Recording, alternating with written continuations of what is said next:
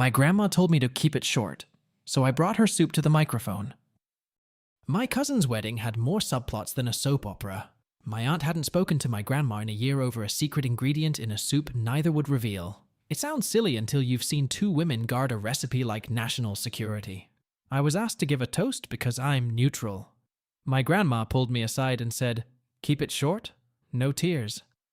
Then she slipped me a folded index card with a shopping list and whispered, "Just in case."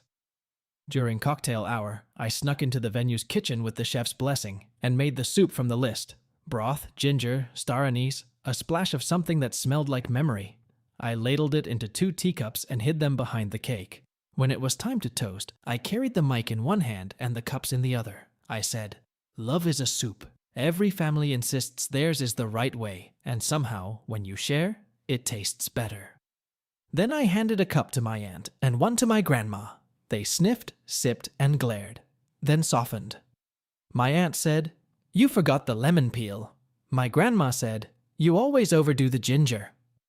They set their cups down, and without looking at each other, swapped spoons. The room held its breath. They adjusted. They tasted. They nodded. My aunt reached into her purse and pulled out a tiny vial of lemon essence. My grandma produced a jar of pickled ginger she keeps for emergencies. They poured a little into each other's cups. By the time I finished my toast, short, no tears, the soup had reconciled them.